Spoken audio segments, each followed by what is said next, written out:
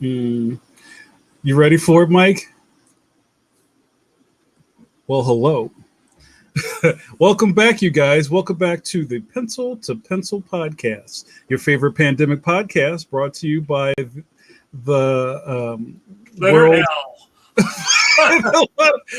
The letter L, but nobody takes L's here at Pencil to Pencil. We always keep Take a leg. Take a leg. welcome back. As you may know, that we are always here on Wednesdays at 8 p.m. EST, where we talk to the creative people in different parts of our art industry, right? Sometimes we talk to animation people. Sometimes we talk to comic strip cartoonists. Sometimes we talk to comic book artists. Sometimes we talk to illustrators. We haven't had any straight up painters on. Maybe Bill Ray may have been the closest to painter, but he's got such deep fingers in the comic book industry. All the roads lead to the same thing in a way. Again, let me introduce myself. My name is Jamar Nicholas, Philadelphia's favorite son, and also the Black Dick Cavett. Welcome. I am joined by the proverbial hip by my good bud and modern master of comic books, Mike Manley. Say hi, Mike. What? Oh, and Mike, Mike's got some new stuff going on. Mike, you want to talk about this Marvel project that just got announced? Not yet. We'll wait a little bit. People can read on it online. Okay, we'll make them fish for it. It's right in here. It's right. Uh-oh. And I'm not speaking out of school like this. Oh man. There's this went public like maybe a week or two ago, Mike, and Mike's busy as always, so I'll leave it up to him to plug that when he's ready. It was the anniversary of Darkhawk. Marvel is doing a new new series, but they're going to start by having Danny and I come back and do a chapter in the new book. So that's what I'm working on now. That's exciting, Mike.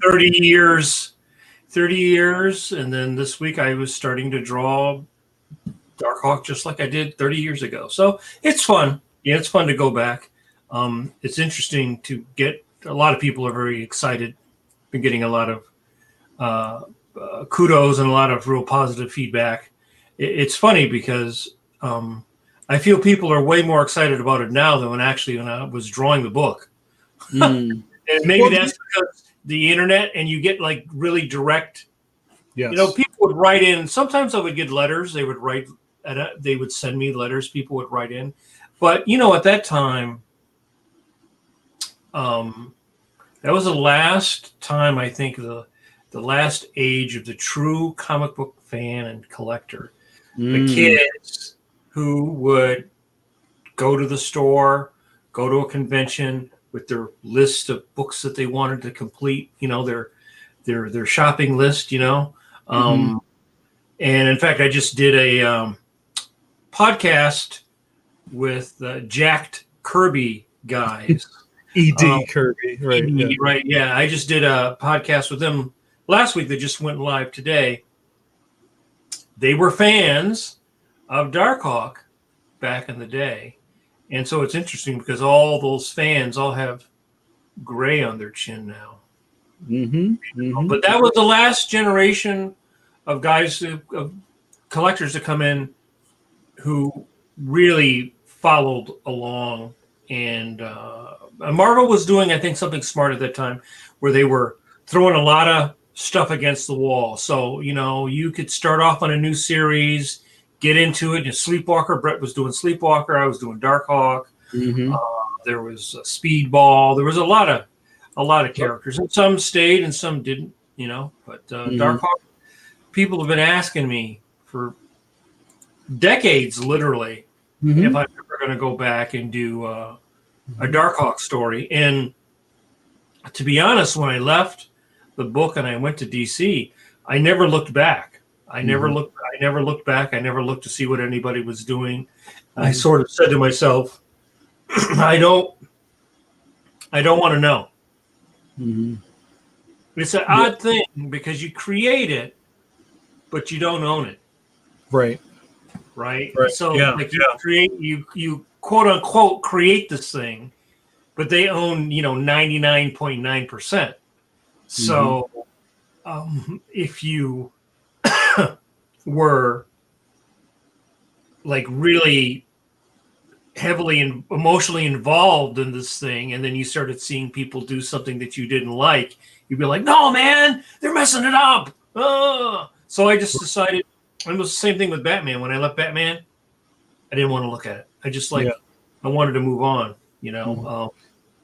That's a good point that you brought up, because I've seen some creators online who are attached to characters a lot like how you are, and a lot of other friends of ours from that generation of comics who you guys put in a lot of creative sweat equity back then, where you guys were just making up characters for issues or arc or something, and then they turn up being part of the lexicon. It's like, oh, I came up with this guy, or I would hear stories where somebody was like, oh yeah, so-and-so couldn't turn this in, so I wrote this issue in the back of a cab, but they never credit. You know what I mean? Like, there's a million stories like that in comics. Well, also, that was another version of, that's not the Disney version of Marvel. That was the Ron Perlman version of Marvel Comics. And so all the character agreements and everything that I had with that company had to be redone when Disney bought them. Yeah. They had to enter all those contracts. Yeah. So like Walton Weezy, I think Jim Starlin, a lot of those characters that appeared in those Marvel movies, some of the people did, I think, fairly well. I got a little money from Captain Marvel because there were characters that I created that were in the film. So, but yeah, so it's fun to sit down and revisit the character. It's also odd to look at work that you did 30 years ago. I was like, 91? I was 29, going on 30. And then I see stuff that I like, and then stuff that I wince at. Like, why did I do that? It's hard to go back, I think, for anybody and look at old work. Here's a funny question for somebody like yourself that's created so much stuff over such a period of time. Do you ever see stuff and you go, I don't remember drawing that? Or people bring things up to you and you go, shit, I don't remember. I know I did it because it looks like I did it, but I don't remember it at all. Not with the comic book stories. I will occasionally see a sketch that somebody puts up online and I go, wow, I don't remember drawing that at all. But yeah, comic books, I pretty much remember everything that I drew. But but you do a lot of sketches at a con, so you might not remember something like from 1985 that you drew, Real quick question from our good buddy Notorious JRD says, Mike, has that changed recently? Will you now get something if Darkhawk moves into different media like TV or film? There's different formulas. If they are if the best deal would be if they made a TV show. Right. DC was much better for a long time with compensating you if you did something that was on, made into one of the cartoons. Marvel was not as good. Like, actually now I get foreign reprint money for DC, but I don't get any foreign reprint money for Marvel. If they made a Darkhawk toy, and I got a little money for that. But if they make those HeroClick figures that don't have any points of articulation, you get bupkis. Right. So if they got Kung Fu grip or not changes your deal. Yeah, you have to have 6, according to remember in the contract, 6 points of articulation. That sounds like high school all over again. That's right. Yeah. I've only got 5.5 points now. Sorry, Francine. Well, Mike, that's really interesting news, and I always wish the best for you because yeah, you're part of the crew, and this is going to be really exciting for Darkhawk fans who, because I've sat next to you at many of these conventions where people were like, "Mr. Manley, when's Darkhawk coming back?" And you're like, I don't know, but this is great, cool. All right, so let's get the show started. And before we bring in our guest, Danny Williams, DBA Point Pusher, I want to give a shout out to our sponsors. I can't get JRD off the screen. Okay. You know who we're sponsored by. You see the John up there? Philadelphia word in effect. You see the John? It's right above my head. Pencil Pencil is brought to you by the good people at Graphicsly who make Clip Studio Paint, the cartoonist's secret tool. And also our good buddy John Morrow over at Tomorrow's Publishing is our publisher in good standing of Draw Magazine, the sister publication of Pencil to Pencil. So now you should go to tomorrows.com because John, I think, has 80 or 85% off of some books right now. So like the Best of Draw magazine #3 is like $10 or something like that. It's like originally about $30. So he has a ton all over the screen. Yeah, he has a lot of great issues, Modern Masters, a lot of stuff like that he has up there. So it's always good to go over and support John and get some awesome books on comics. That's right. Yeah, nobody loses in that deal.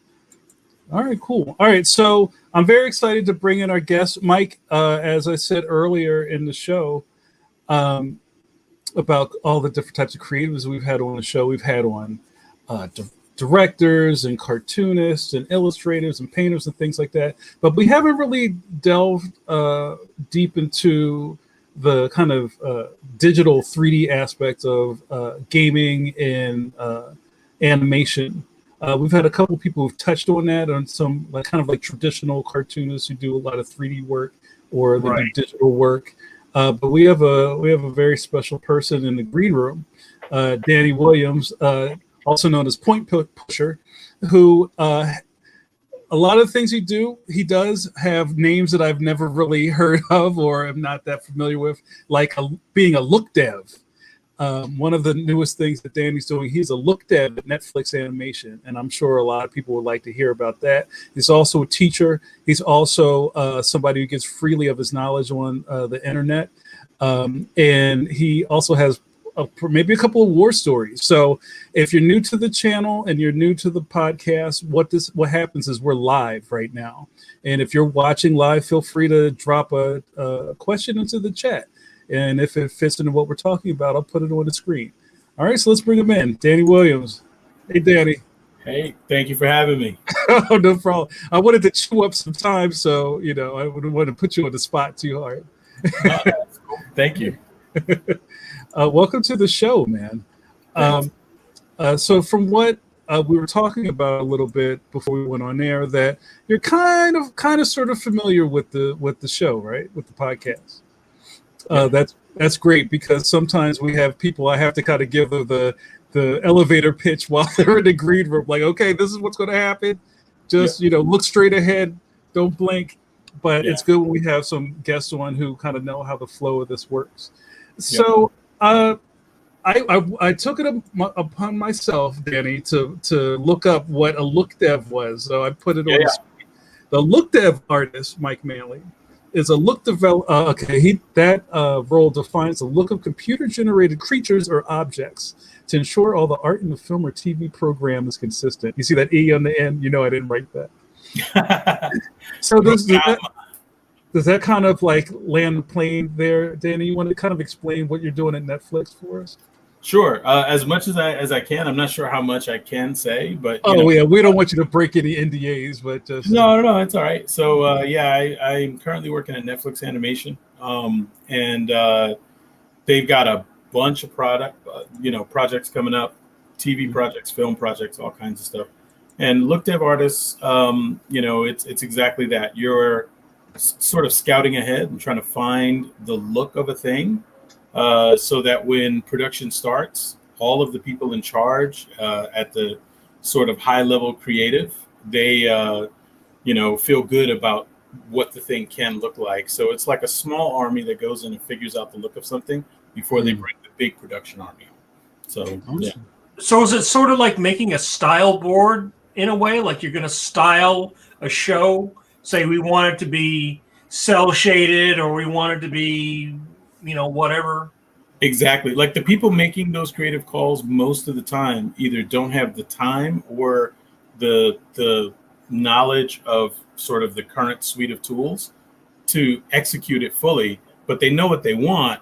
So they communicate with us as a small group. So that way, they don't have to talk to like a whole bunch of people while they're under the time crunch of trying to get it done.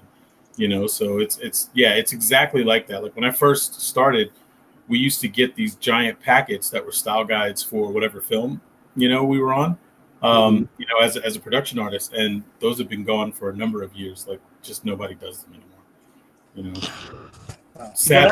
They're beautiful. And I take it that is also affected or influenced by the budget of the project, right? I would imagine, but I think a lot of those things have sort of gone by the wayside. I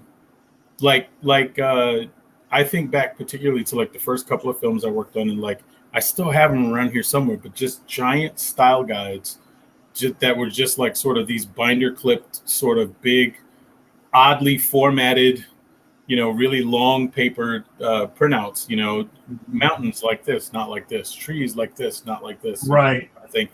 And they stopped doing them at some point when computers became fast enough for you to make mistakes, and then someone go, not like that, like this. And you could go, okay, and you just do it, So it was really when it was costly time-wise to make the mistake making that mountain or tree that I saw that stuff sort of more readily available. So yeah, and I suppose too that in the last 10 years, computers have gotten more powerful. Everybody's really digital. We have paperless studios. You have, when I was doing boards, they would send you the style pack, right? And they would explain how to turn the character, backgrounds like this, et cetera, et cetera, et cetera. Now I imagine that's all on the server. You don't get a FedEx box that weighs 20 pounds full of all that stuff in it. Oh yeah, everything's sitting on a drive somewhere for you to access. Yeah, for sure. And I mean, there's good and bad with all of it. One thing for me when I first started, I went to a talk, and I can't remember even who gave the talk, but they were talking about matte painting and how you had all these guys at ILM that had all these years of matte painting training, and how some of them didn't want to make the move over to digital. But it made sense because if there was a story edit or a director said, hey, you know what, this now no longer takes place facing east, it's facing west. You don't have to paint the whole thing, or it's not a daytime shot anymore. In the context of the story, it's a nighttime shot. To be able to reuse what you have and make adjustments on the fly. But a lot of people romanticize the process and just were not willing. And then I've seen that sort of get repeated even on the digital side. People who are doing purely digital work, they're like, no, I like this tool and I don't want to learn that new tool or whatever. And it's like the change is coming no matter, it's an avalanche, and you could stand there and just be buried in the snow, or you could sort of go, all right, I got to get rid of this part of my brain and add, this other part. So it made a big impression on me hearing about the ILM guys, because like they showed slides of some of their work, and I remember thinking like, I could paint every day for the rest of my life. I'm never going to paint like that. And this guy, just because of, or woman, just because of an adherence to process, is probably not going to find work, doing this thing that they love, Yeah, that's a very important point. I think one of the things that there's that switch that goes off, because there's some people, and when I was in art school, I saw this. There are some people who went to art school and are painters and they love paint, and they don't love digital, and they're never going to do digital. They're always going to stick with paint. But if you're working in the industry now, you got to go and you have to learn the digital. You don't want to learn it, but you have to learn it because that's the only way they're going to take the file, right? So maybe Sid Mead could say, I'm going to draw with charcoal on an old piece of wood Did I saw it off a tree myself? Because it's like the one guy that can do that. Yep. Right? But how many Sid Meads are there? Right. There's none now because he's dead. But you know, there's definitely a personality thing involved with that. Yeah. I'm sorry, Danny. Go ahead. Oh, no, go for it. There's a question from the room. JRD asked Danny, how much is looked at like previs design work?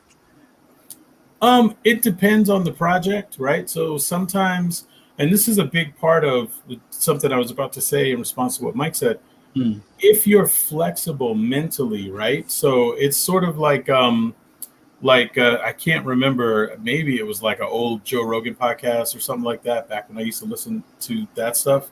But there's like a quote, once you know the way you see it in all things or whatever. And it's sort of like that, right? So it all boils down to like right shape, right color, right value, right hue, like all these sort of core principles. The tools are they're just there. And if you don't sink into the tools, it literally is just a tool, but the task is what's important.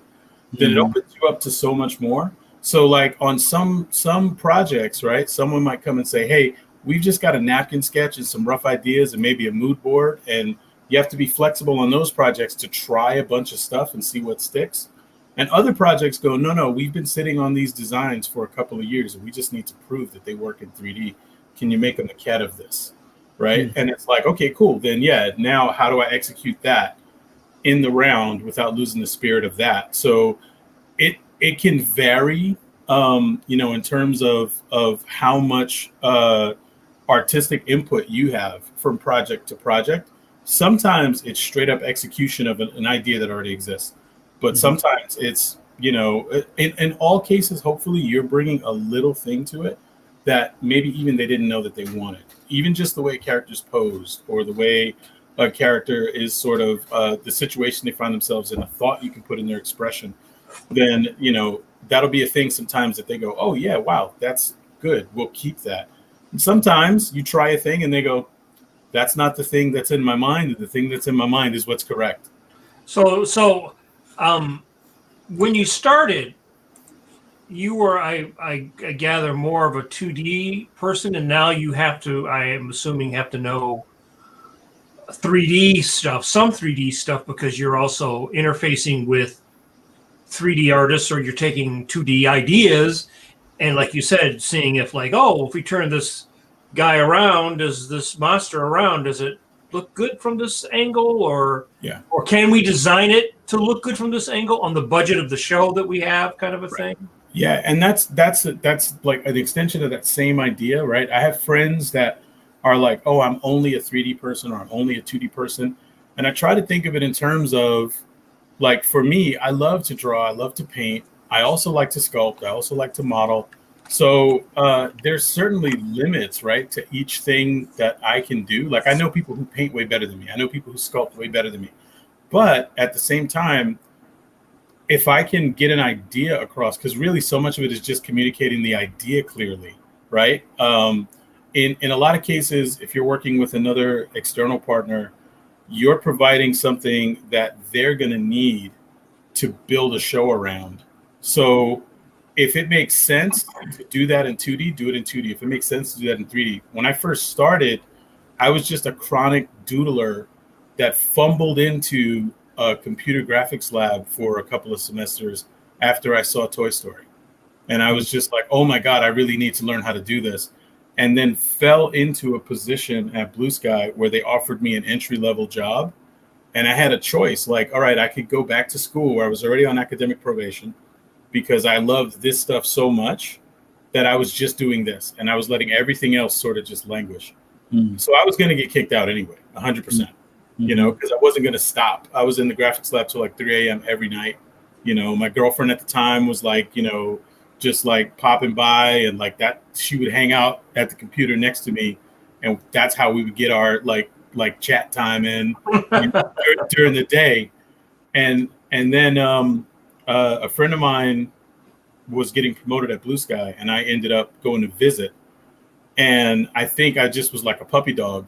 And they were like, she's getting promoted. Do you want her like super entry level job where you just do menial tasks and no art? And I was like, yes, please, thank you. You know, and I'm glad I did it. So like for me, it was like a couple of years of just bouncing around. I did a little bit of rigging, a little bit of animation, a little bit of modeling, and then the modelers at Blue Sky were so strapped. You know, the guys that made all of the sculptures for the characters, and back then they did a lot of physical sculpture as well. Because computers were so slow, you got the design approved as a physical sculpture. And I was just enamored by the stuff that they did. And one guy in particular, Mike DeFeo, he was like he went on to become the head of the department. But if you showed an interest and an aptitude, he was completely, if you put in 2 hours, he'll put in 3 hours to help you, you know? So he was just that kind of dude. And I was like, yeah, I'm just going to follow this guy and try to just leech off his brain, and just did that for like 10 years at Blue Sky. So that was the beginning for me, and got sucked up into the 3D part really quickly. So the 2D stuff never really took off for me. I think I did boards for like a couple of commercials, and that was it. Wow. So, But that was not what you were intending, right? You were thinking you were going to be in like another track, right? yeah, I thought I was going to animate. You know, so I animated for a couple of shots. They would do shots for films back then. This is pre them doing full animated films. They did a couple of shots for I did a couple of shots for a couple of films. And eventually, just there were 3 modelers at the time that were full-time modelers, and they had, I think, like 3 or 4 movies where they needed shots for those movies, and then a bunch of commercials lined up. And they were just like, all right, listen, take the scrubbiest of the commercials and just give them to this kid. So it was like a lot of like pill jobs. You know, I think my first real commercial that was on TV, I had to make like a pizza ghost, you know, so like an antacid commercial or something like that. So they would give me all the like throwaway work, but I was learning a lot at the time and super happy to do it, you know? So, but yeah, once I fell into the 3D, I was like, all right, I'm going to do this because this is how I stay here. And then after a while, I was like, man, I really actually like this, you know, and I just stayed with it. So, Danny, while you're talking, I'm just going to start throwing some images of your work up, if that's okay. oh yeah, sure. All right, and you don't have to react to them. I'm just going to give people something to look at. So, and I think one of the things that I wanted to make sure I didn't trip up on when we talked is that I know that you put a lot of time in the gaming industry also, right? So can you maybe talk about your transition from one thing to the next, back to something else? Yeah. So when Mike DeFeo left the company, right, he was my mentor at the company. I'd learned as much as I could from him. And I was like, okay, I need to really push myself and see if I can do other things. And at the time I was playing a lot of games after work, and I was like, man, gaming seems really interesting. And it was getting to a point where like Team Fortress 2 had just come out, and I was looking at the character models in Team Fortress 2 and just go, man, this stuff is really beautifully crafted. I need to learn about this. So I started making characters for games using game technology. And I was like, oh, this is clearly the future of what I'm doing now. Like, they're going to be using the software that they use in games and film eventually. So I need to learn this no matter what, because it's the next thing. It's clear. And it did actually happen that way. And I went to a game studio in Seattle where I stayed for about 4 years. Then I jumped back to DreamWorks.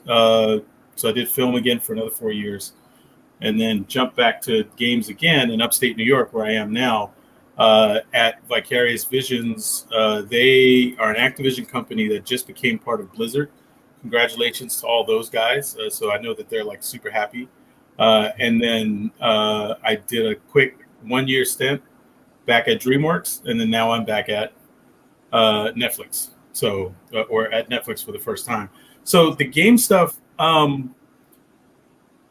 film has always had like a train car sort of mentality, right? So for 2D production, it made sense that there was, you know, an animator and an in-betweener and an inker and someone who did effects. And it made sense for the context of the whole shot for them to stagger their work like that.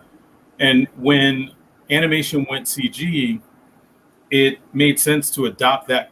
Like all the producers from 2D jumped over to 3D, and they set the pace and the budget and the time, and it made sense to do what they did already and break down things by sort of discipline. So that's the way film has worked for a really long time.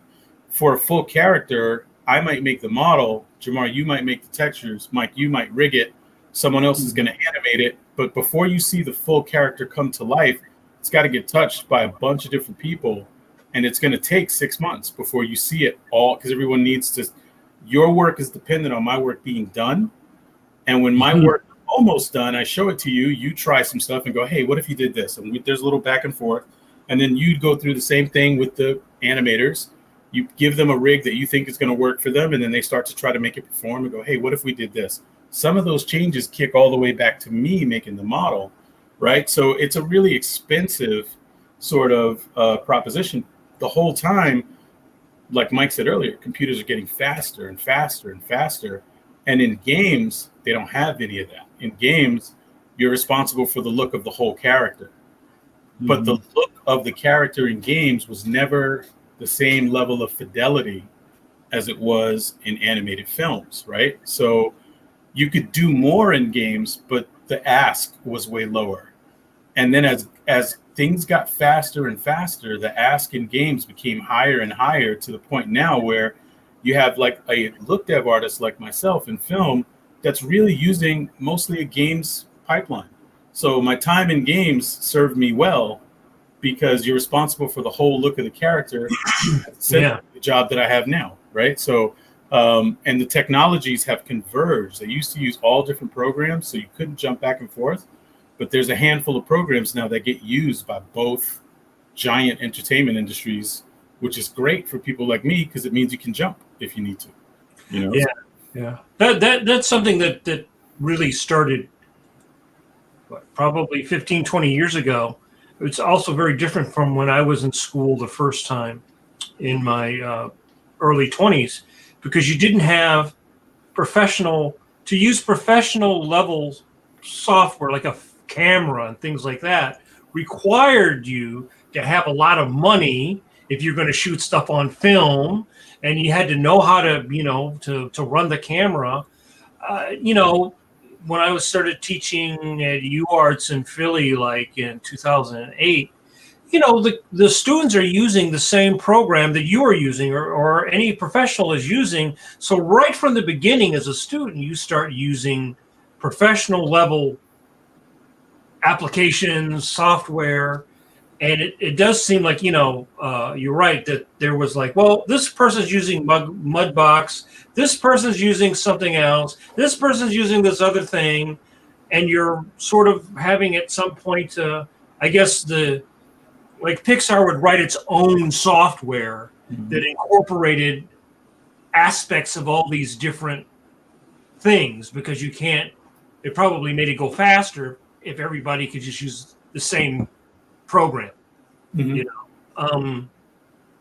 So do you feel, as a person working in the industry that's moving up a million miles an hour as fast as technology, how do you stay on top of it? If you're on a project, do you get trained, or do you have to say, I got to take 3 months and go learn to use Mudbox 99?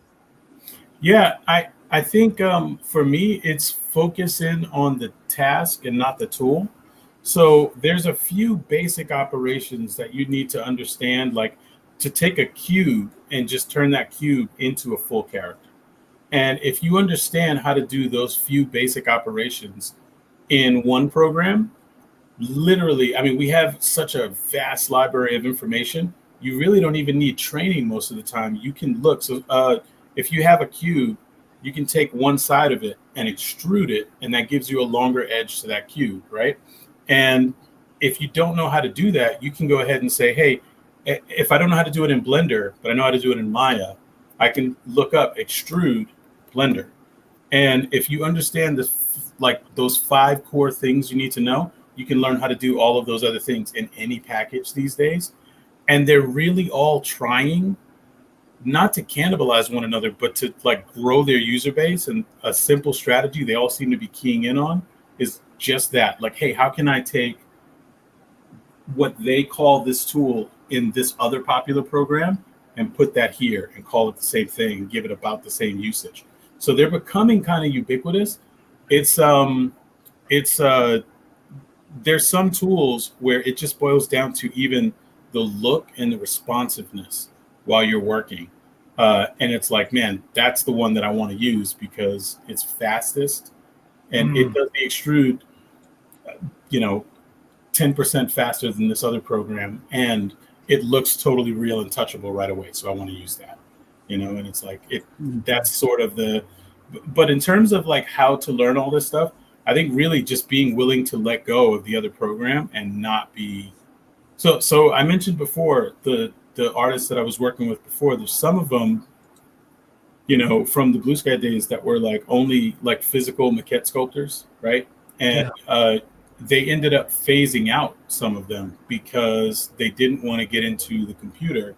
And they're like, no, this is the right process. And they would only talk about the digital side, about all the things that you couldn't do, right? And it's true. You are trading the ability to interact with this thing in a tactile way, right? A way that makes sense.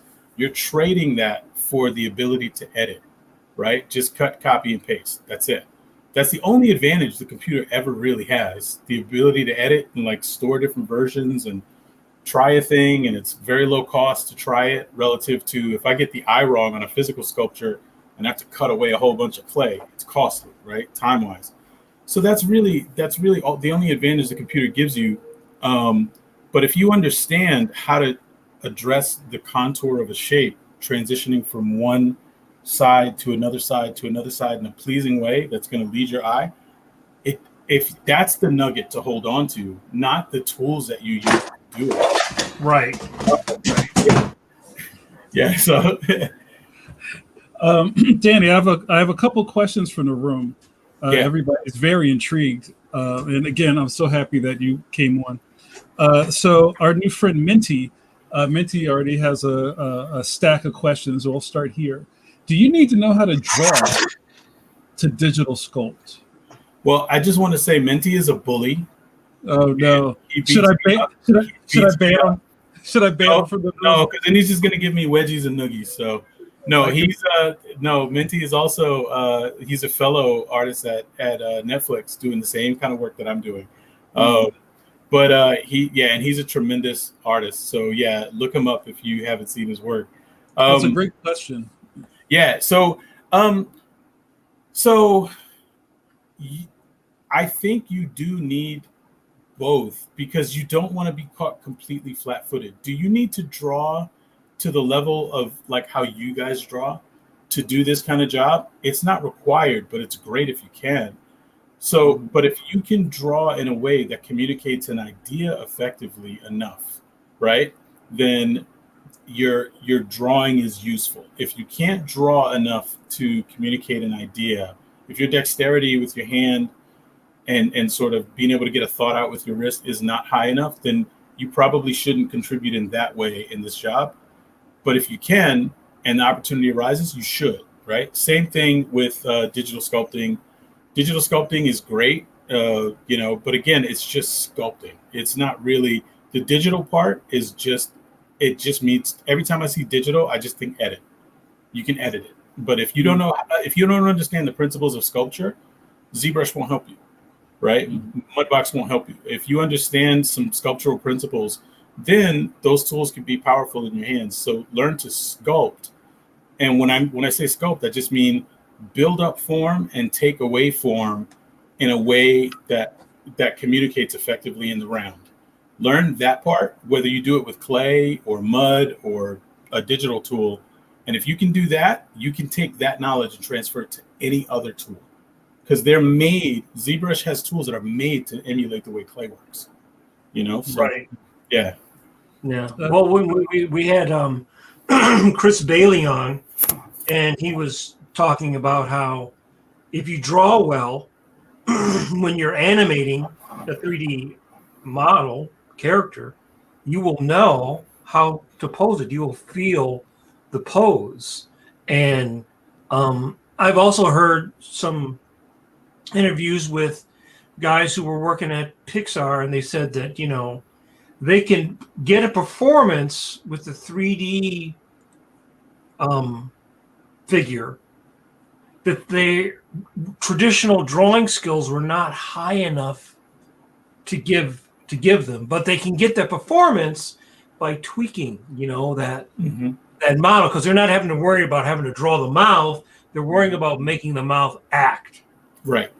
You know. Yeah. I mean, mechanical issues aside, right? Like if you actually have some kind of palsy or arthritis or something like that, that's a real mechanical issue that'll stop you from being able to draw. I'm a firm believer that with enough time, anybody can draw. And I always use the analogy when I've taught. When we get to the part where it's like sort of sketching out an idea before you get into the 3D, people look at me like I have 10 heads, and they go, "Wait, I have to draw too?" And it's like, well, yeah, you do, because it is the foundation of so much, at least in my opinion.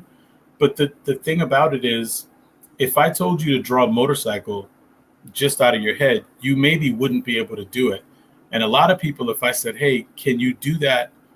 If I gave you 10 days and you drew a motorcycle for a couple of hours every day, at the end of day 10, could you draw a pretty good motorcycle? And a lot of people will say, "No, I can't." And I go, "Okay, well, sit down and draw out an abstract thought that represents an idea that's pretty universal. And when you couple that with other abstract thoughts, it actually changes the meaning of that thought." And people go, "What the hell are you talking about? Are you high?" And it's like, no, that's writing. Because writing mechanically is exactly the same. You're picking up a pen or a pencil. You're making a mark.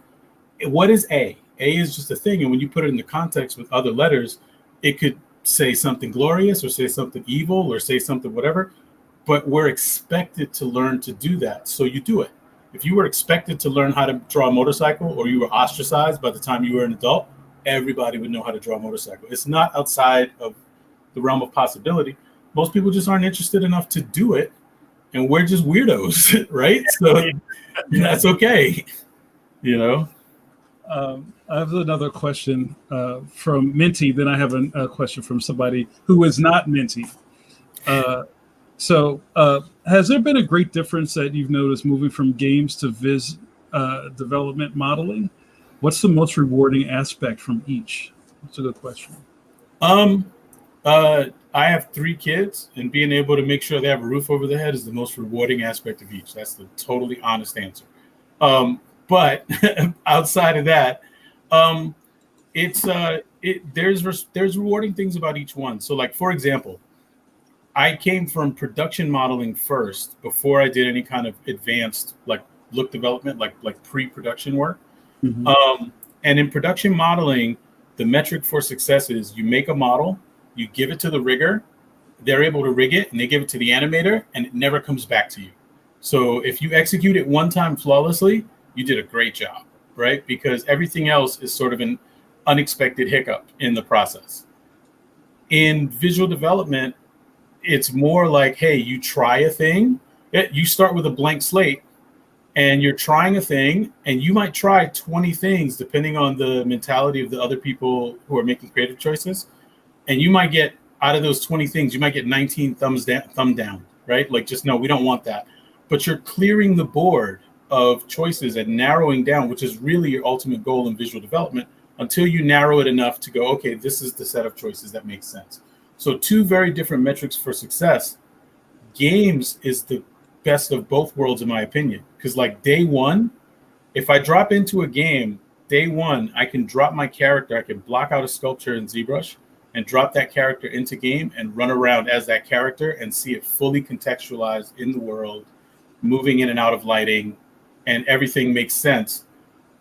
But I can continue to refine the look of that character, right? So the first day, it's only just a gray sculpture, right, and it's not really animating well. By day 5, it's got some color applied to it, and you can sort of move it a little bit sometimes. And you're just like clarifying the context of that thing the whole way through. So it's like games is like visual development in some ways, where you are whittling down your choices. And so that's I get that same kind of juice from both things. So visual development modeling gives me that juice, and games modeling gives me that juice as well. It's really when you get to the end of day 14 or 15, and you have that thing and you've gone through all of these versions and you get the one that's good enough, that's good. The thing about games, sorry for being so long-winded, but the thing about games that's really great is a lot of my friends in film, they will never try to go to games because they see the fidelity that you need to do in games. And then they go, oh yeah, and you got to get all that done in 2 weeks. Like, that's crazy. I wouldn't want to do that. But the fact is, because of the way film works, you need to spend a lot of time rendering and compositing images and putting together a product that's packaged as a movie at the end. You don't have that with a game, right? So with a game, if I drop that 2-week character in and I move on to something else, in a month, I can come back and I can sort of polish that character up, right? I'm between tasks or I have a little time or whatever. I can polish that character up, and I can do that for the next 2 years until the game ships. So the amount of time that you actually end up putting into a character in games over time is way more than the initial short schedule that, like, you're trying to hit a minimum requirement to get it into game first. And then everything else is just polish all the way through. And it means you can really make the character look super nice in a game. And you see it now with the complexity of a lot of AAA game models. They look super great, right? So it's like that's the trade-off. So I get the same kind of juice from both, but ultimately it's all so disposable. Games and film. The movie comes out, the game comes out, and in a year you won't hear anything about it. And then in 10 years, you'll meet somebody that makes you feel super old. And they go, when I was 5, that was my favorite thing. Right? And you were a full-blown adult. Yeah. Good. So, yeah, it's all disposable. So it's like focusing on the thing in front of you. That's, I think, for me, the way to keep getting over those hurdles. Don't Can you talk a little bit about, this is something that also has to do with people's personalities. When you talked about doing something over and over and 19 and 20 times, how hard is that to have 20 versions of something rejected, and then you got to go back into your creative space and rethink everything from scratch, with, of course, the candle is burning down, and because that's also something that's not easy for everybody to do. Mm-hmm. They may be great with the technology, but it may not be a process that their personality can endure. Can you talk a little, because that's not something that is often talked about in school, or you see these things on the internet, you see all the making of, and everything is just all wonderful and happy, and everybody's doing all, but you don't see all the like shit. Yeah. Yeah.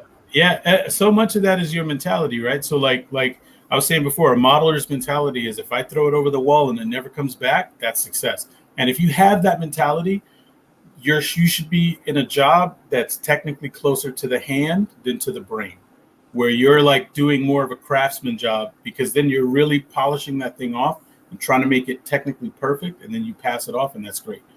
The closer you get to the brain, where the ideas are, where the people in charge are, or whatever, the more you have to accept that you're just going to have to redo stuff, right? And the biggest way to accept that is to recognize that if I don't redo it 20 times, if 19 times is my limit, they'll find somebody to do it 20 times. That's the biggest, that's the biggest thing, right? And then the other part is, if you couch the conversations with the right terminology, right? So sometimes if it's early on in a project, I'll communicate to people and say, hey guys, I'm just trying to clear the wrong choices off the board. Or I'm doing this thing and I am trying to go too far, and I want you to reel me back. Have I done that, or do you want me to push further? And immediately you're setting the table for them to accept change. And it's like, it's a negotiation tactic. I can't remember where I read it, but it's called passing the ball. And Mike DeFeo, my old boss, he taught it to me so you start really I started off doing nothing, right? Doing a lot of like assistant sort of work. Then I started doing commercials and I was so excited. Oh my God, they're letting me do commercials. And then after you've done 10 commercials and they can hand you something that's relatively complex that you couldn't do a year ago, they go, all right, here's what you do, but you're still getting paid like an assistant. And now you write your own story in your brain and you're like, I'm being taken advantage of, right? And I went to Mike and I said, hey, what do I do here? Because I want to just be promoted to modeler and I don't want to I don't do the assistant stuff anymore. I just model, but I'm paid like an assistant. I think I deserve this, that, and the third. And he laughed at me and he's like, here's what you should do. And he told me how to negotiate. I walked in and I said, hey guys, I'm so happy to be doing the thing that I'm doing. And I really want to make sure that that's like a clear path. I still technically have these other responsibilities on my plate though.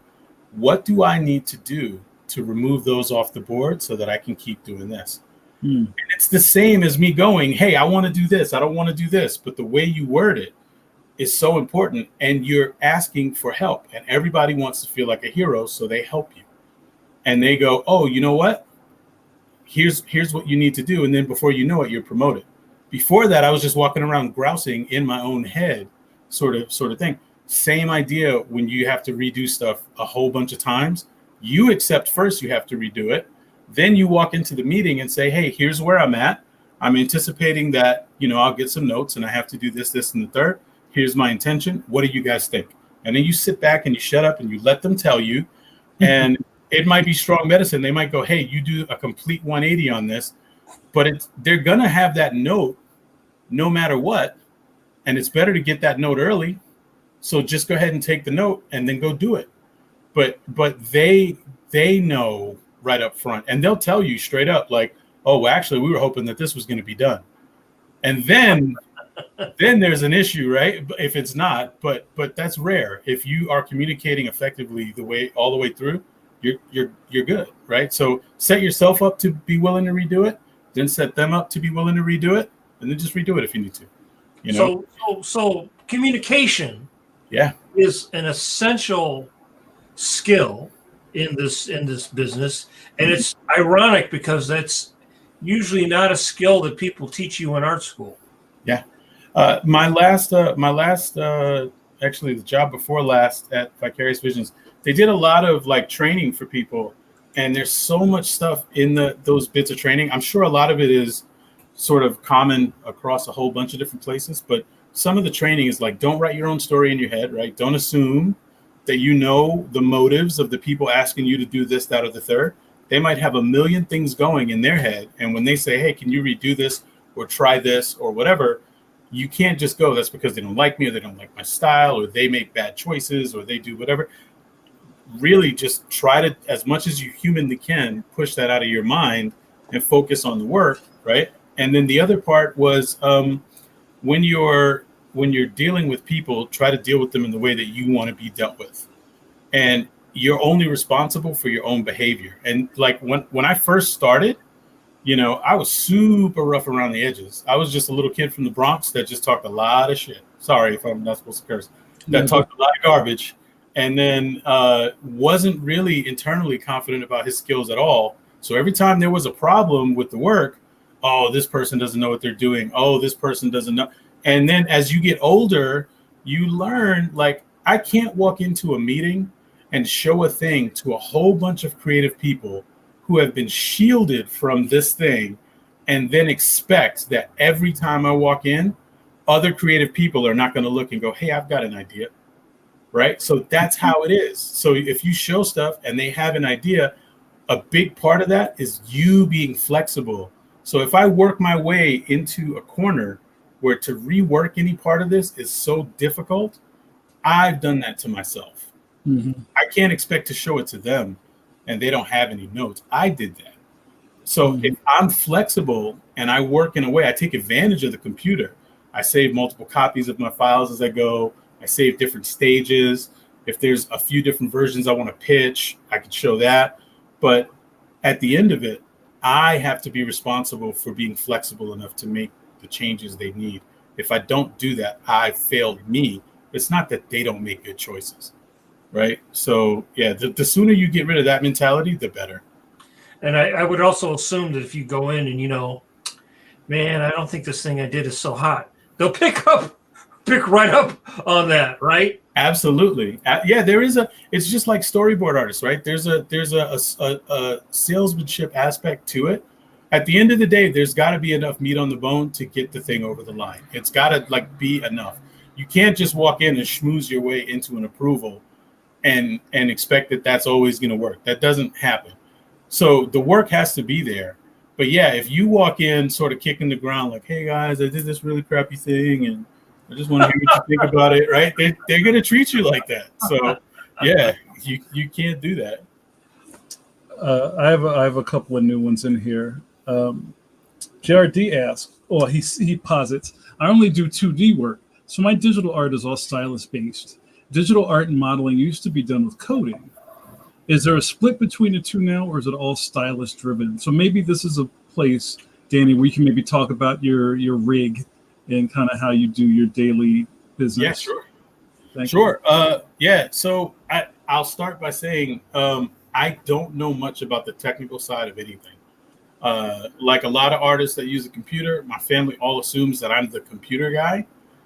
Fix the router. Yeah, one of my best friends in the world is a guy named Juan Pablo Chen. He's my computer guy. He's been my computer guy for 20 years.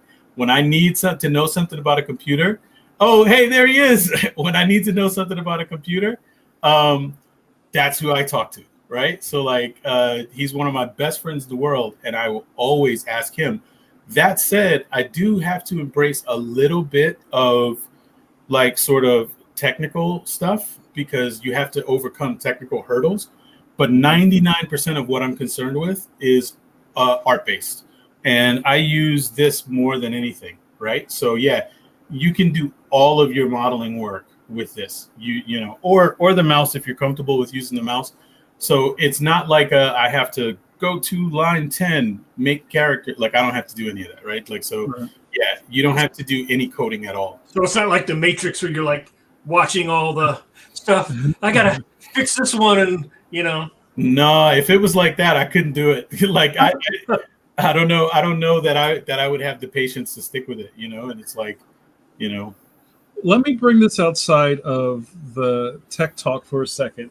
Just in normal society, when you're at a dinner party back in the before times, and somebody would say, "Well, what do you do?" When you tell them, and this is something that I feel like I deal with, and maybe a lot of other creatives deal with, is that people they don't really get what you do.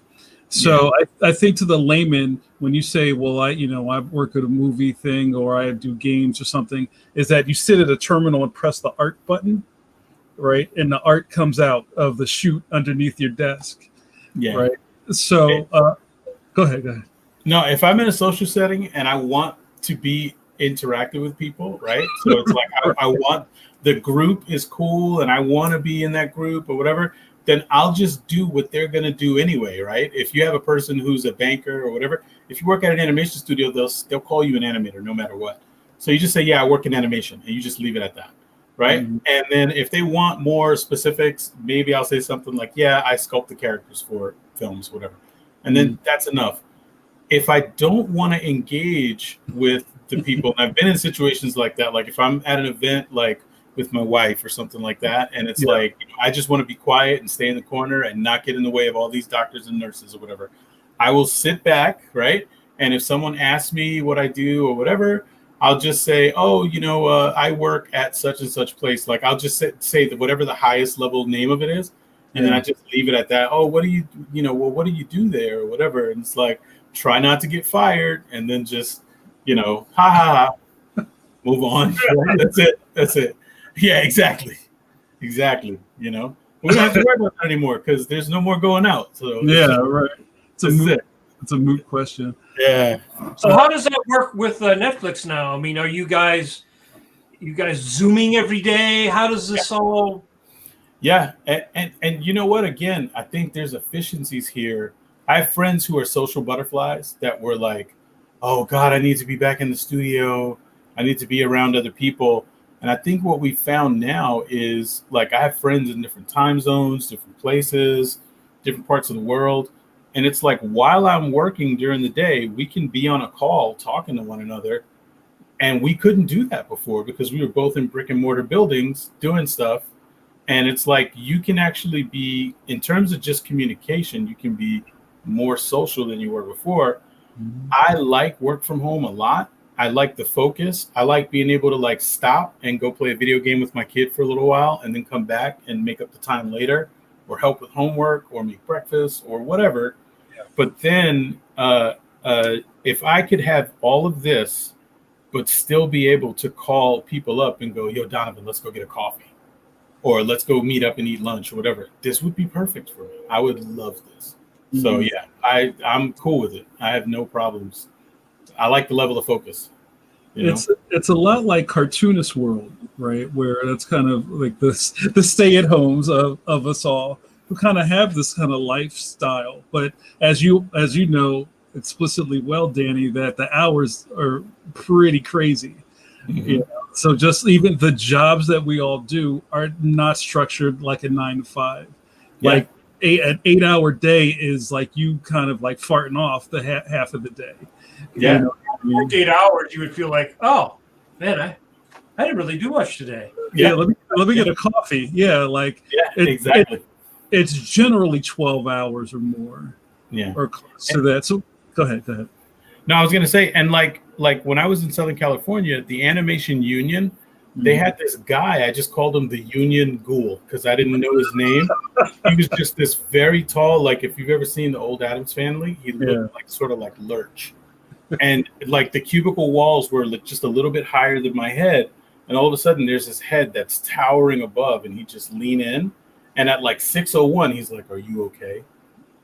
I'm like, "Yeah." And this dude would pop up and ask me that at around 6 o'clock all the time. Mhm. And I finally asked somebody, "Who is that?" And they were like, "Oh, that's the union rep. He's making sure that they're not making you stay past 6." So, depending on, and that's the only time I've ever encountered that. Every place else I've ever worked is like, "You want to be here till midnight? Log up before you go." Sweet. Like, you know? So, Right. Now, is that because they are expecting that you will say that because the other people are doing it? So there's sort of peer pressure to stay late and work. And if you're not on the team, you're not a team player. I've had that at one studio.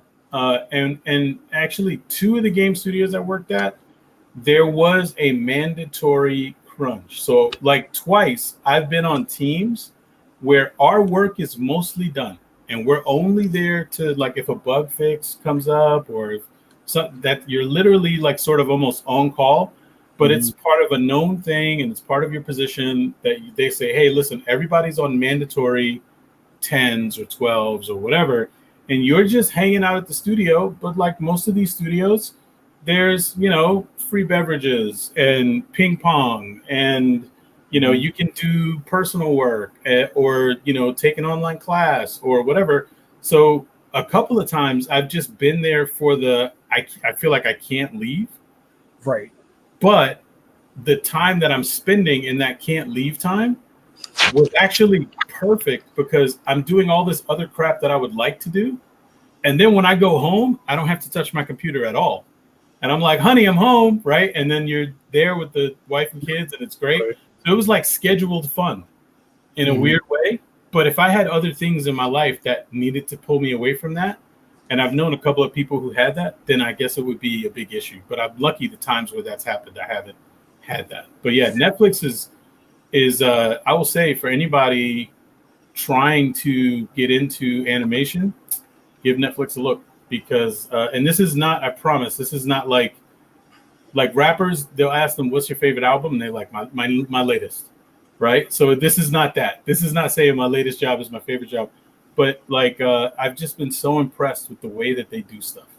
Like sort of every company talks about like diversity and inclusion and all that kind of stuff.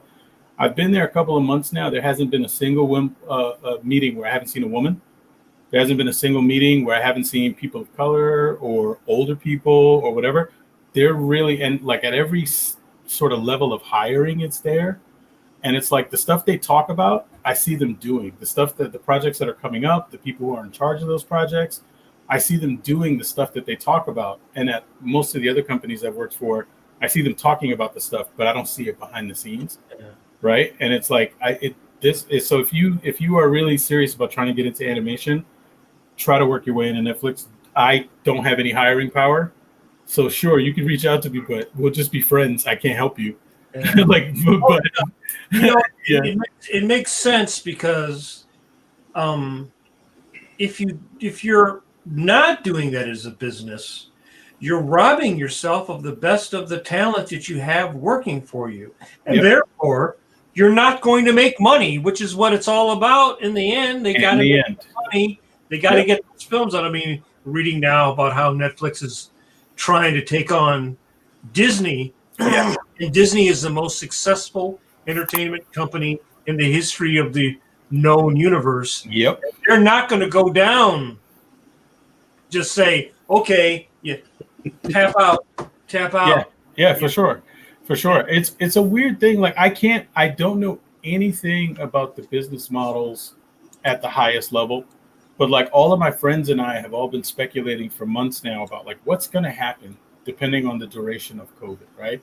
And like while I was at DreamWorks, there was a whole thing where, DreamWorks released Trolls. It was like, I think a big hit, going straight to like, hey, you could order this on demand for 48 hours for a nominal price, and you can watch it as many times as you want, but you can't own it yet, kind of deal. And I had a bunch of friends who were like, this is stupid. They should wait because this is, if you have a house with 4 or 5 people in it, you're all getting to watch it for the price of like only 2 movie tickets. And I'm like, no, this is great because they're opening the door and setting up the model to do this thing. As a consumer, selfishly, what do I want?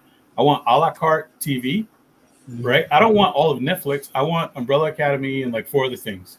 I don't want all of Disney Plus. I want Mandalorian and 4 other things, right? So like selfishly as a consumer, I want as much, I want to be able to get as granular as I can with the nuggets that I get. And now it means I can get a movie at home if I want it. And tomorrow, if COVID's over and I want to go to the theater to experience it with other people, I still have that option too. Oh, that's great. As a consumer, that's great. Why would I not want that, right? So seeing these companies that had their business model was theatrical release. And like for a lot of people, I'm not sure if it's still this way, but for a lot of time that I've been in animation, the first week is the week where the studio sees the biggest return at the box office. And then it's a sliding scale every week after that. So I'm not sure these are the exact numbers, but like week 1 is 100% goes to the studio.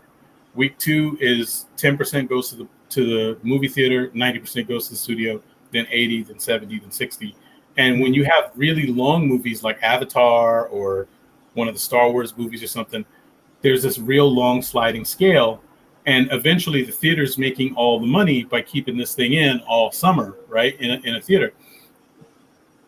They always had that leverage because if you fought against that system, right, they would go, well, we just won't show your next 3 films.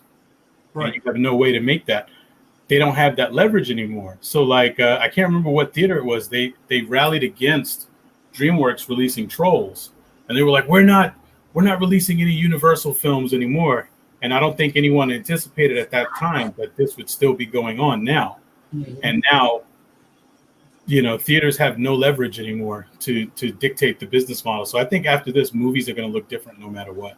Yeah, so. I think we're in the middle of something we have no idea how it's all going to shake out in the end.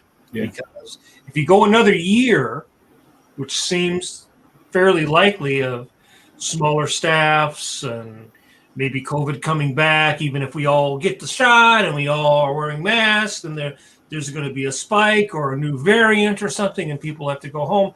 The studios are probably thinking like, man, I got all these buildings, all this real estate, zillions of dollars in real estate that I've got electricity going to, got air conditioning going to, I'm paying insurance on.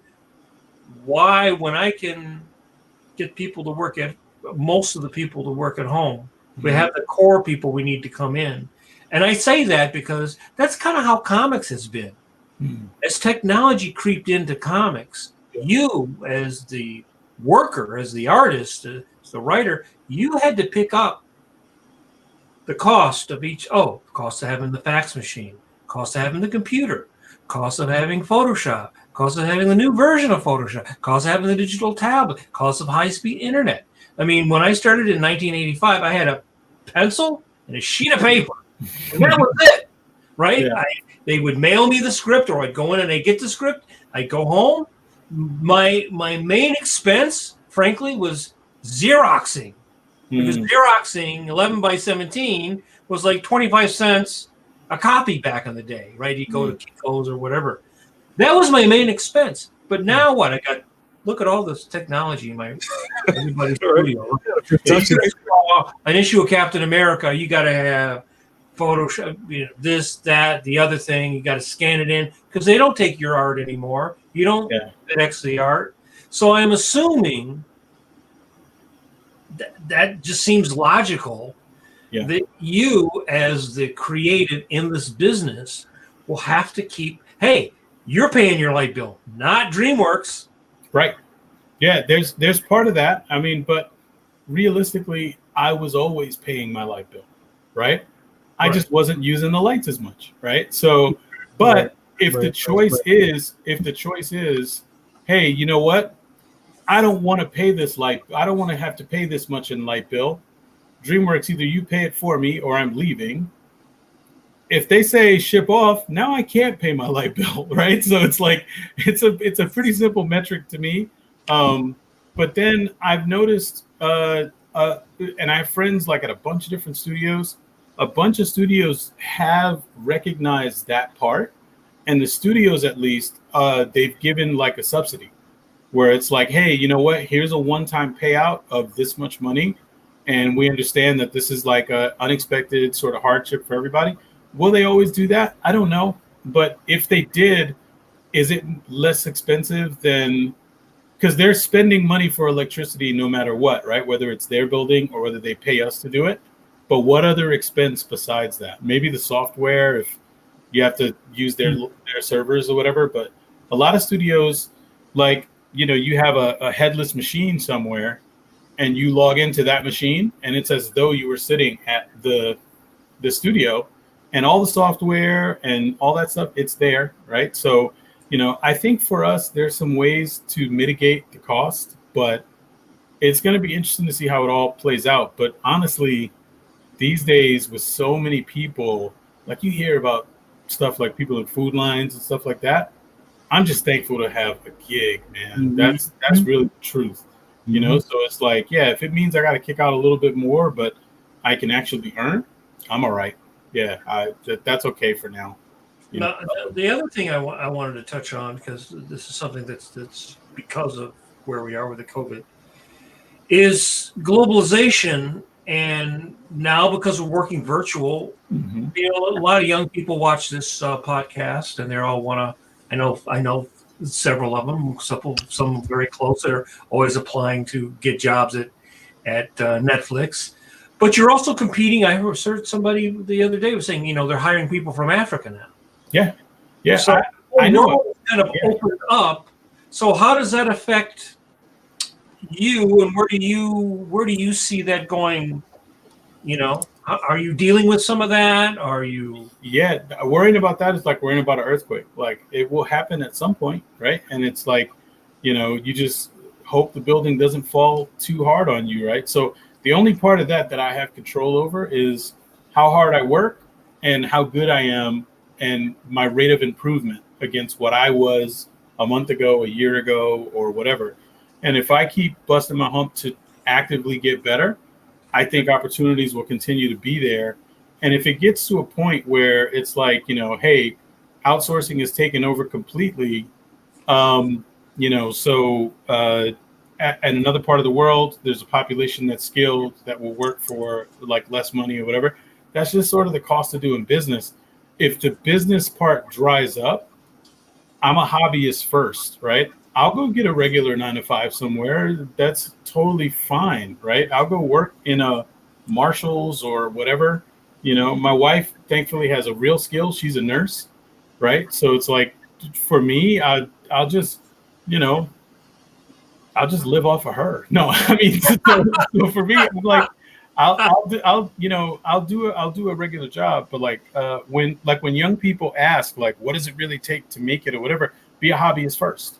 That's the number one thing. If you don't like it enough to do it on your own for free, you will not make it, because there's so many people that's their, that they would be drawing dragons in their sketchbook or vehicles or fantasy environments or whatever. 100%. So it's like if you love it that much, you'll find an avenue to do it at the very minimum, the bare minimum, for your own sort of spirit, right? You'll find a way to do it. And the thing that's great about that is so many people don't have that. So many people don't have their thing, right? Most people we know don't have their thing.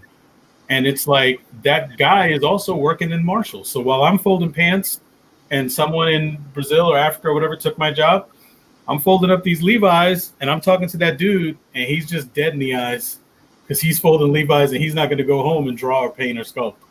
But I can't wait to go do that. So it might happen, but I'll say this: the threat of outsourcing and the threat of younger talent taking over or whatever has been there my entire career.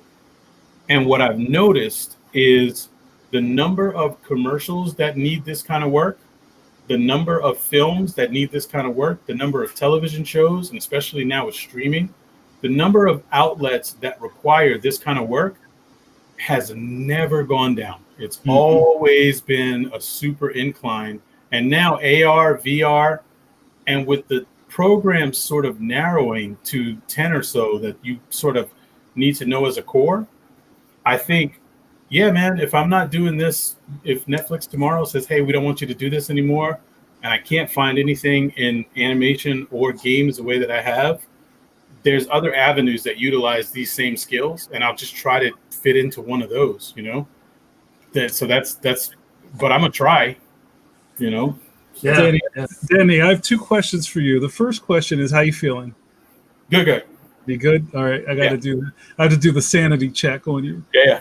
The second thing is, we talk a lot about this with our studio friends, like Chris Bailey and people of that nature, who are kind of, for lack of a better term, like slaves to the project or the gig. Like, I know a lot of people who have studio gigs are always thinking about how this gig is starting to wrap up and now you need to start thinking about the next gig. Or, you're on a project, you're crunch, this game's going to release. And then after that, so if you're not contractually obligated to be at the studio and you're there on a job per job basis, then you're always worrying in the back of your head about your next thing, talking about Marshalls, right? Mm-hmm. So how often has that crept into your thinking, especially at this point in your career? Do you feel like pretty stable about where your jobs are coming from? There's a question in here that I didn't get to yet, but it's kind of like, does your social media usage help you land new things? What's your matrix of lining up the next thing, or do you worry about that? So I'm really thankful. I've always been sort of a studio brat, right? So it's like, when I was at Blue Sky, I was there for as long as I wanted to be there, and they always had another project lined up for like the whole studio to pick up and move on to. Same thing at DreamWorks. ArenaNet was basically the same sort of thing. And, the company I was at Vicarious Vision, same thing. Netflix seems to be a similar thing. So I haven't done the project to project, and I haven't done full-time freelance. So I'm a weirdo in that.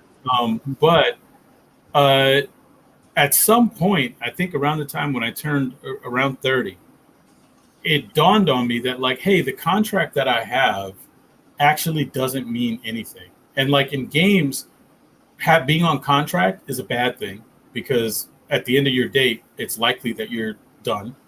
And in film, having a contract is great because you recognize the nature of the work is day to day anyway. So you might end up not working, no matter what. But if you have a contract, they have to pay you out through a certain amount of time. Right. So it just depends on sort of your idea. for me, I haven't really worried that much about that stuff, because if I walk in one day and they say, "Hey, we don't need you anymore," then I just have to focus on the next thing, right? So that's sort of the way. I'm not going to look back, right? Like, so that's just the way Right. I'm thinking about it. Right. And we just talked about this with Silver, right, Mike, last week, about how there seems to be different types maybe in a studio where like somebody like say like Steven Silver always keeps kind of like landing on his feet higher up the ladder in a company, but he's not really part of it. You know what I mean? Like, oh, well, he's going to be the director of this next thing. And there's people hunched over a table who've been there for 10 years. Like, well, what? How did that happen? Right. Yeah. So it's kind of like, I don't know. I kind of put it into the terms of being a really good mechanic. Right. And there's some people who are amazing mechanics who will always have a job because they really know how to fix an engine. And then there's people who want to, I don't know, run the shop, or you know what I mean, or franchise or things like that. I think they're different modes of thinking.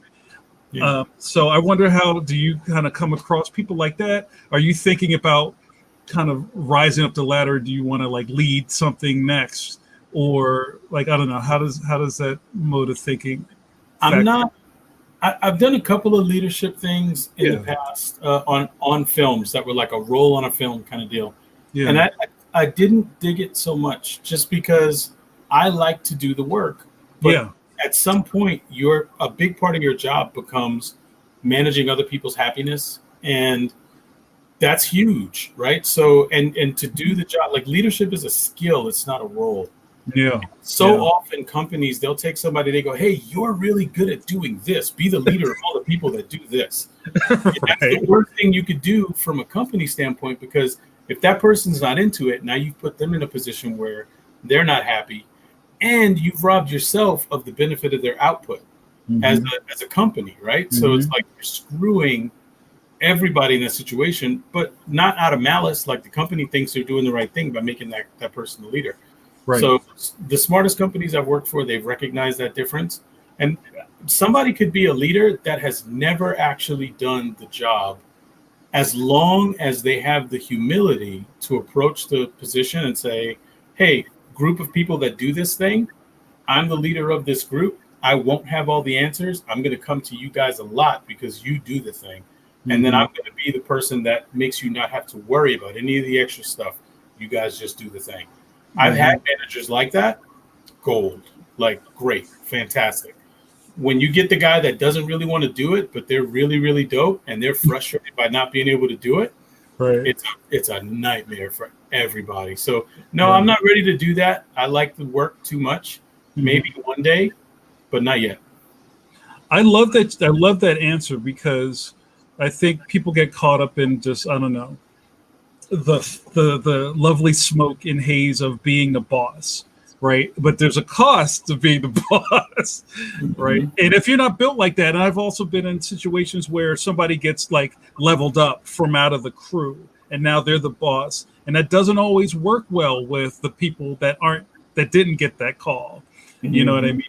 Like, sometimes you have infighting, or it's just like, yo, I'm not listening to Danny. He was sitting right next to me last week. You know, I'm not listening to him now. You know, Yeah. I had a friend at DreamWorks, or a coworker at DreamWorks, and I said from the first day that I got there, "Hey, I'm happy to be modeling. If there's ever any visual development opportunities that like crossover skills or whatever, I'd love to give that a try." Everybody I went to work for, as I moved from show to show, when an appropriate time came up, that was the conversation, right? So when something like that came up, I got a chance to do that a little bit, right? And that was my first taste of sort of crossing over. And it was a cool thing, but what sucked is someone got in my ear and said, "Hey, so-and-so is like really salty about this." oh wow, And I went out to get a coffee with the guy, and we had a conversation. And I said, "Hey, so I heard you said blah, blah, blah. Like, explain, like, what's the issue?" right, And he's like, "I've been here a long time. I want to do that kind of work. And I put my head down. I'm quiet. I do the work. You've been here less than a year, and you're getting to do this stuff, and it sucks." And I just told him, I said, "Do they know you want to do it? Have you had conversations?" And you could see the information wash over his face, like, oh snap, I have to say it. Right. And I'm like, so that's the thing. It's like, so if they don't know, they just think you're happy chugging along. They won't, it's not a reward. They won't just give it to you. You have to let them know that's what you want, you know? Yeah. And I think we became a little closer for it. But it was like, you could see a lack of awareness. He's like, no, I worked hard to get the prize. They're not looking at it like a prize. They're just going, oh, weirdo wants to do weirdo thing. Let weirdo do weirdo thing. And that's it. Yeah. And the other thing is that every company, when they get people in the position that's performing for them, they're great. Got everybody in their slot and everybody's working. They're not you. They're thinking like, I got people in my slots. Maybe they don't want to switch you out of that slot and put you over in that other slot, because then they got to switch somebody into that slot. But I wanted to go back a little bit to your beginning in your schooling. Yeah. And also, try to dig a little bit into advice you would give to people coming out of school now, and kind of like, what are the core things that you think that they should have in their portfolios? Because you've got games and you've got film, and they do blend, and you've got in animation they do blend, but there are also differences. Yeah, for sure. Some studios want so like Riot, for example, the guys that make League of Legends. A couple of times they've contacted me over the years about going to work there, and then they ask, what level are you in League? Like, do you play League of Legends? What level are you? Like, what skill level are you? And I'm like, I don't really play League of Legends. And they go, oh, well, we need people to be at least this level in the game, because it shows that you have proficiency, and then when you come in, you hit the ground running with a strong knowledge base. So would you be willing to level up in this amount of time? And my answer has been the same. I think it's been 3 times over the years I've spoken to them. And it's, if you give me the job and then push the start date, I'll spend 10 hours every day leveling up, because I want to be knowledgeable about the position. But if I am going to level up in this game and spend all that time, that's time I'm pulling away from artistic development in other areas. And if there is no job after that, it's not a risk I'm willing to take. And they always walk away. And it's cool, no harm, no foul. Like, we've talked a few times, so I guess it's been no harm, no foul. But like, so if you have something that specific and you want to really do, some people have that thing, I want to work at Riot, or I want to work at this company, then yes, chase that. And if you're aware that's a requirement, just hit all the check marks for the requirement. Everybody else, and even that person, if you want an artistic position, just focus on being a good artist. And because no matter which avenue you choose, if you choose film or games or VR or AR or whatever, at the end of the day, unless you're programming or coding or something like that, they're not going to hire you for an art position if the art isn't there. So if they don't see that you can make compelling art, sometimes in the styles that they choose or whatever, they won't hire you. So the core in all of it, the one commonality, no matter where you want to go, is just art. Like, try to be good at showing how to take an idea and communicate that idea visually in whatever medium you want to pursue. And the other bit of advice is, don't do stuff and put it in your portfolio that you don't want to do professionally. So if you hate making cars, but you made a car for a project and it came out really nice when you were in school, if you put that in your portfolio and it's the only thing you have and someone sees it, they're not going to say, hey, I'm going to hire you to make a character. If characters are what you want to make characters and then put that in your portfolio. If cars are what you want to make cars and put that in your portfolio. And eventually you'll build a proficiency to where someone will hire you, right? Like, it's inevitable. If you really like it enough, you will eventually get over the hurdle and you will get to that place. If you don't practice enough, whatever the subject is, you won't make it. So practice hard. Figure out what you think you want to do, and then hit the level of specificity for that. So I want to make cars for this studio that makes this car game. All right, look up all the artists that make that game, follow them, reach out to them, talk to them online. You can do that now better than you ever could. So take advantage of all those avenues and then go make dope cars. And eventually those things there'll be a confluence of all those things. I promise. But if you don't put in the work, you'll never get there. So that part will never meet up. If you don't reach out, now you're making dope cars in a vacuum, and other people may never find you. So that part doesn't line up. So take advantage of all the things that you figure out what you want to do it to the best level that you can, and make connections with the people that you can to try to get you in that position. But you need all those things, so strong online presence is massively important. Yeah, I hear that now even more. Like a lot of people are scouring Twitter, because it was funny. It used to be like people didn't go on the internet and look for artists in the way that they do now. You had to I'm old enough. I came from when you had to shoot slides. You had to make friggin' slides, and you had to send slides of your work into the various art directors, and put in the book and all that stuff back in the day, and it's so much easier now to just go to my website. Yeah. And you have the stuff on your website. And then what about if you're going to be a visual development person and you're going to work in games or you're going to work in film, is there a certain strategy or certain skill set or skill base that you should be working on? Because everybody likes to draw what they like to draw, when they like to draw it, as they like to draw it. But usually when you get a job, you don't always get to make the cool thing. They see the cool thing in your portfolio, and then they go, make this trash can. Mm-hmm. Yeah, there's that. There's a little bit of sort of finding the joy in the task, right? So it's like, okay, cool, I'm gonna make a trash can, but then, how deep do you take that journey, right? So if you look up, all right, is it a trash can in Denmark or is it a trash can in Manhattan? What's the difference, right? And so what are the colors? What are the shapes that are different? So it's like trying to embrace. Yeah, it's easy to go, oh, I gotta make a trash can. But if you start with that attitude, your ceiling is so low. The chances of you doing something that other people look at and go, yeah, that's the one I want, is so low because you don't give yourself the energy to do it. But if you can show, so like the stuff Jamar's showing right now, I didn't know anything about guns. I'm a peacenik. I don't know crap about guns. But I was working with people that knew a lot about guns. And we were going to work on Destiny. And at the time, Destiny's a first-person shooter video game. At the time, I played Destiny, but I didn't really know anything about guns or the mechanics of guns or anything.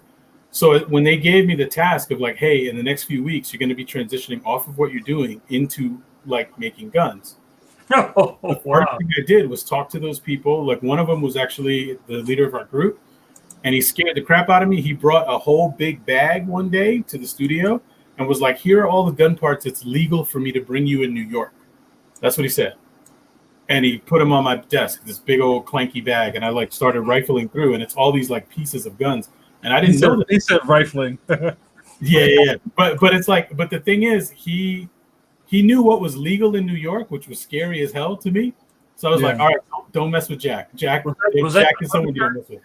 Was that kind of Punisher? Yeah. So he brought that stuff, and immediately in all of my downtime for the next few weeks, I started sketching guns, and then I would show it to him, and he's like, no, the mechanics of how this kind of gun works is that the bullet loads in the chamber here, and then it does this, and it's got to be a straight shot from this point to this point, or else the gun would jam, and blah, blah, blah, blah, blah. So I didn't know any of that, and he taught me about the mechanics of the guns, and in the meantime, all I was doing was taking pieces of guns and pieces of stuff that you could find online at Home Depot, jamming them together and trying to come up with a unique design. And then practicing that. So this is some of that practice. So practicing that for a couple of weeks. And then by the time the task was there, all right, I have some proficiency that I didn't have a couple of weeks ago. And it's going to be difficult because you're dealing with something you don't know how to do. But if you know it's upcoming, start practicing, right? So that's always been my mentality. I don't want to just go in totally blind. The idea of making guns was not appealing to me, but it was the job. So, okay, I might as well learn about the guns and figure out how they work. And by the end of it, it was actually kind of fun, So Yeah. But yeah, that would be my advice on that kind of thing. Embrace the task, learn about the thing that you need to learn about. Like all you teachers tell you if you're in school, like reference is so important, right? And it happened to me too. It just flew right over my head. I'm like, yeah, whatever. I got to learn how to draw everything out of my head, or else I'm not proficient. And then you hear about all the like super pros, and the first thing that they do is gather a bunch of reference for stuff they don't know about, stuff they haven't drawn a million times. Yeah. And Yeah. you should do the same thing. You should do what the pros do. So that's basically all. If you do that and you keep that attitude, like my brain is small and I'm growing it. If I had to do a project now where a character needed to even hold a gun, I know so much more about that now than I did before I did that stuff. Right. And I could hit the ground running and maybe not struggle as much. And it's only because I was open to that. If I just sat there the whole time, like, I don't want to make a gun, none of that stuff would have, been stored in my brain. So Right. Like you learn how long a stock should be, how the space between the clip and the trigger, and all that stuff that's real practical, no matter what kind of gun it is. Yep. Or else you end up designing like, one of those image guns where it's like this big giant. Yeah. It's not balanced or anything, which works With as a a handle. comic. Which works as a comic, right? Because you're not having to move it through space. Characters are not really trying to hold it, so you have to go to another level, right? Yeah, it's all about what's appropriate. I had a teacher in school before I got into the like deep CG stuff. They made me take one prerequisite. It was like 2 years of prerequisites before you did that stuff, and I went and begged the professor. His name is John Dannison. He lives not too far from where I live now, and I was like, John, please let me in, please. And he was like, all right, you got to take at least one prerequisite and I'll make you my assistant. And then you have access to the labs. I'll get you a login to the computer. I had access to his office, so I could like go into his office at night and use the computer. And I was super hardcore, reading manuals all night, staying up all night and working in his office when the art department was closed. Security more than once would come in with their little flashlights, and like they got to know me. So I would just like wave at them, and then they would wave and like take off kind of deal. But it was literally like that for me, like just the learning part of it. Immediately, I was like, all right, I'm putting all my eggs in this basket, because I saw Jurassic Park and I saw The Abyss and I saw these movies, and that felt like science. It was cool. I knew they were using computers. I didn't know what that meant. But when I saw a Toy Story, I was like, something inside tells me I can learn to do that. Like that is something I can maybe do. And then it just was, if I didn't ever see that movie, I don't know where I would be. So you're going, I don't want to have to write software for wet hair. Right. Yeah, for sure. Especially not back then. Not in the late 90s. Holy shit. Sorry, I can't even imagine. That would have been insane. Yeah. I mean, it's crazy. I mean, there's so many things that you don't even think about when you're watching it. You're watching Monsters Universe, and there's people that just write that type of hair being blown and that kind of a wind with that kind of light and that kind of atmosphere and, that kind of gravity. How heavy is that hair? I mean, there are people who sit there and write, I remember Terry Gross interviewed the crew from Moana that did the water, and it looks real, but it's actually not real. They stylized it, but you're so convinced that that's what real. They had to study that, and you're just thinking, like, here's a person who writes some kind of software that goes, it's going to make this wave pattern with this kind of wind, with this kind of light. It's just like, wow. Yeah, that's another thing that happened in the last 5 or 10 years. Most games have moved to something called PBR, right? So it's like a physically based rendering, where before, if you had a character with a big metal shoulder thing, that was painted sort of, and the reflections didn't really reflect the environment kind of deal. And if the character ran by a torch, the expectation is not that the torch would light up the metal and make it feel like metal, right? But now games have progressed to the point where you expect that, right? Depending on the art style, you can still have like sort of a hand-painted look. But what I noticed, so when I was at one of my jobs, we were just transitioning to a PBR workflow. Meaning that when you author the metals or you author leather or denim or whatever, you're really looking at the physical properties of that thing and saying about how shiny is it, about how reflective is it, about how, and you're really trying to build all of that into the information visually, right? Because I don't know how to program. So you're dialing little sliders in until it looks right and then putting it in different scenarios to see how it looks. So there were a lot of like sort of people who were into the technical aspect of it. And what I noticed is the quotient of art that you saw online that immediately looked completely touchable went up by 1,000. But theatricality is the thing that you really want, because you go look at a play, there's a reason why you look some places, even in a character's costume, why you look some places and not other places, and in the way things are staged. And that's real life playing out right in front of you, the way it's lit, all this stuff. Two people talking in a conference room in the real world is boring as crap. But two people talking in a conference room in the context of a film, where's the camera? Where's the power dynamic in the shot? Does it change over the shot? Does one guy get higher in the frame versus the other person? What are the colors that are happening? So there's all this theatricality that they add in movies, and that's where we steal a lot of stuff from for games or whatever else. So it like making it look touchable is the first part, but then making it say something is the next part. So like one of the things you were asking earlier about what advice to give people doing like visual development. So visual development and look development are a little bit different. Visual development, if there's like a sort of 2-word thing, it's mood communication. That's really the thing that you want. You want to communicate mood and feeling, right? And that could be time of day. It could be setting. Is it urban? Is it rural? It could be, is it a dangerous situation? Whatever. But if you can communicate the mood in visual development, you're golden, right? And sometimes if you're doing visual development for characters, the emotional mood of the character is enough. Putting them in a situation that makes sense for that emotional mood. Someone standing there just like frightened is one thing, but if they're frightened and they're in a graveyard and there's a hand coming up out of the ground, right? Now the reason for their fright makes sense and everything, and you're visually communicating that mood so well. Most of what I do is getting that idea and that mood either written out or sketched out or sometimes fully painted out, and then saying, hey, can we prove that this works in 3D? Because we like this, and can we prove that it works in 3D? And a lot of my job is now using the right set of tools to sculpt that thing or model that thing to try to get it to look and communicate the same kind of mood, right, but be able to spin it, right? So that's the biggest part of my gig. So, Danny, I want to tell you that this has been fantastic. I'm not kicking you out yet. Thank you. No, it's cool. I hope you felt comfortable through this. This has been great, and we have a packed house who's hanging off of every word. So this is the time in the show that I call the lightning round. Question palooza.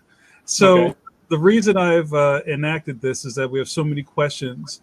We have more questions than time. So okay. I'm going to try to put some of these on if you want to try to give them like a hot and quick answer, that would be great. Yeah, I won't be as verbose. Sorry about that. No, please, man. That's the purpose of the podcast. Yeah, we want you to talk, but sometimes we just kind of have more that we can handle. So, Clan Spy, because I know how to read leet speak. That's a E, not a 3. I get it. Says, what's your favorite piece of old/obsolete software? Softimage. And what was that replaced with?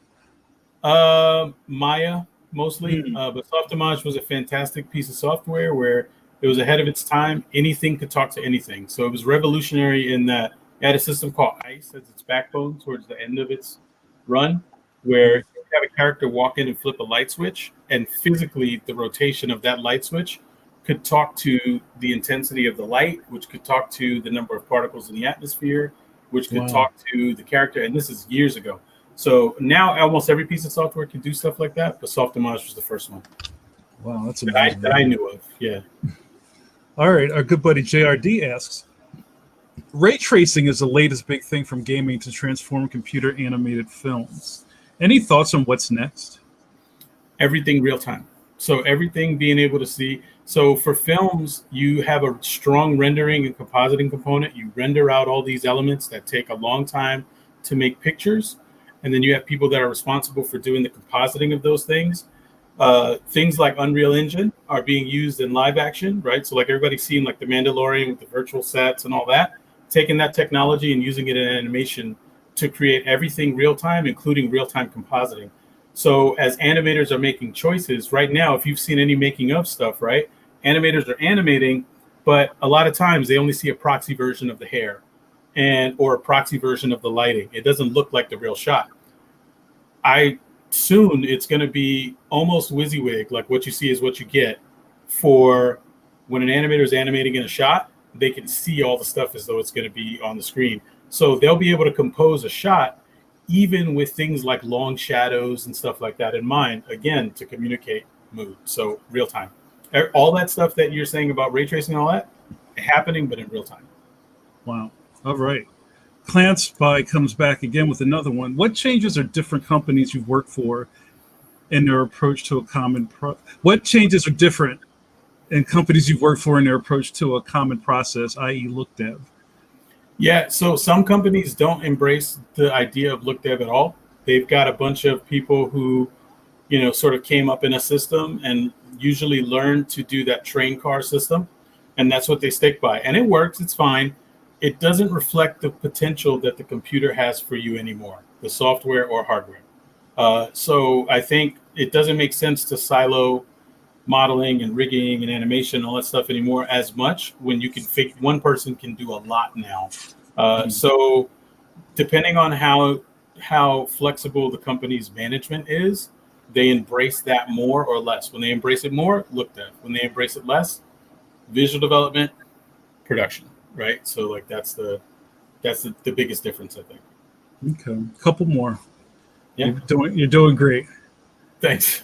All right, Michael Noblesdorf. Hey, Michael. What's up, bro? Says, what sort of practices would Mike DeFeo have run you through to grow your understanding of the business?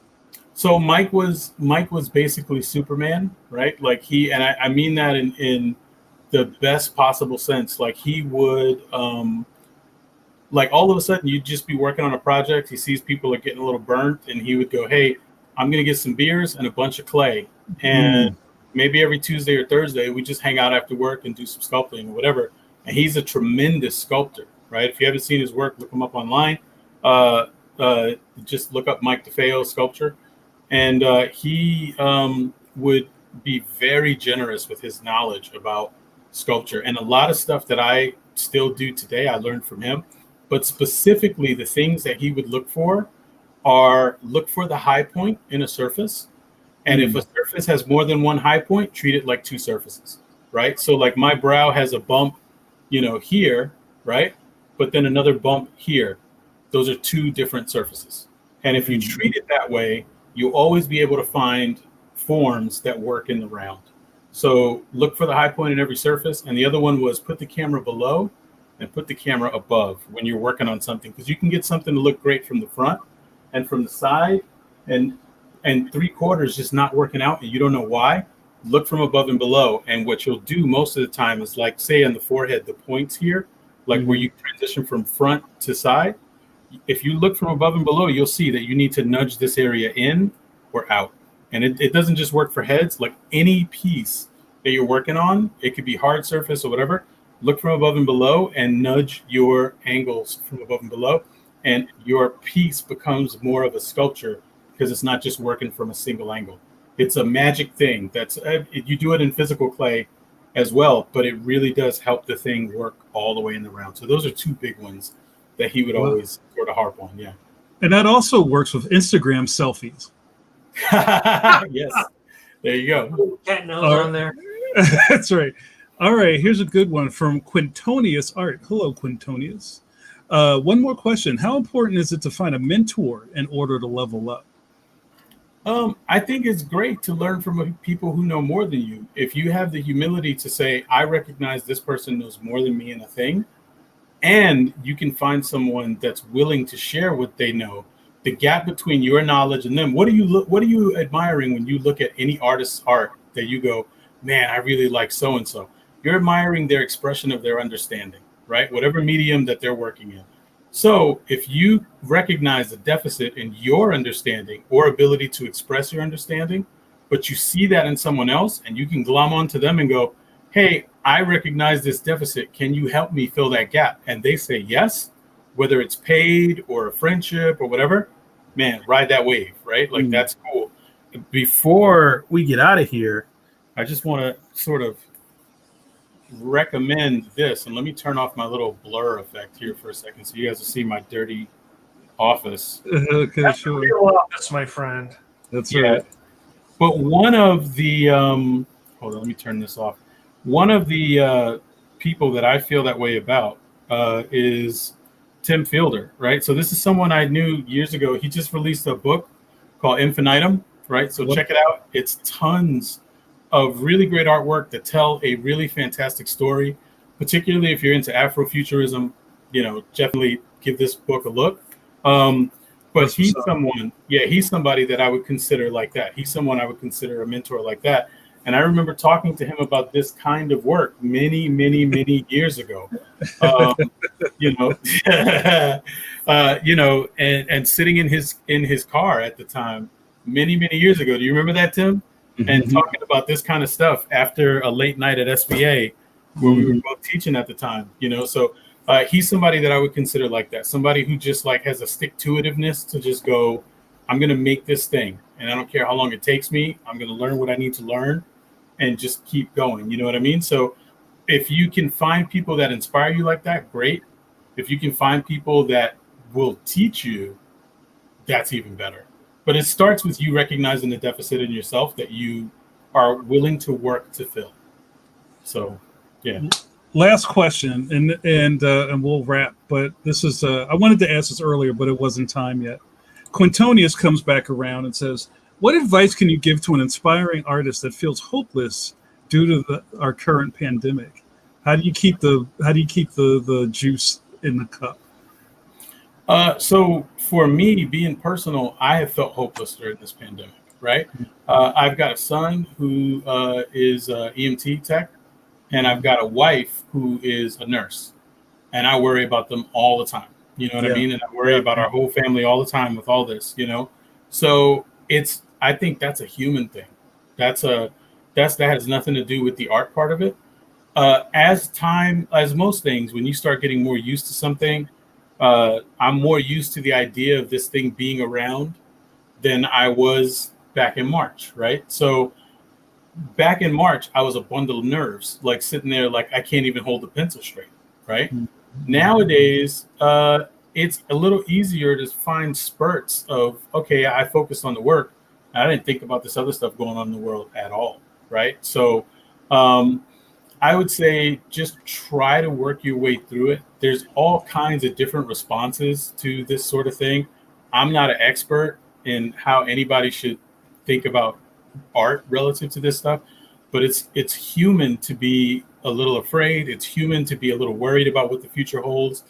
And there's one thing I think about with this stuff, and this is just about mindset, right? So I remember hearing, I think it was like in one of Malcolm Gladwell's books, there was a guy, when people realize possibility, it really does change your mindset. So there was a guy, he held a record for like 100 years for how many things he could juggle. And it just became this big legend. And one day somebody was crazy enough to go, I'm going to juggle more things than that. And they practiced for a couple of years, and then they did it. And then cameras had progressed to the point where that was captured on film and other people could see him do it. And then they went, oh, that's possible. And now that record gets broken all the time. So it lasted for 100 years, but then once people became aware it was a possibility, now it happens all the time. With this, I wonder what's going to happen on the other side of this when we realize, because in this country, we haven't had anything like this in our lifetime. At the end of it, how are we going to be psychologically? Are we going to be okay with thinking that this is a possibility? It was always a possibility, right? So, and it will continue to be a possibility but can we get back to a point where we're sitting in a coffee shop and someone coughs and we're not immediately, diving like somebody threw a grenade, right? So I don't know. We'll see. But until then, just make sure you got your sketchbook in that coffee shop, right? Like that's the biggest. Just to deflect. Yeah, exactly. So yeah. That was great. You did it. You had a great job during the lightning round. Congratulations. Thank you. So Mike, did you have any wrap up questions for Danny?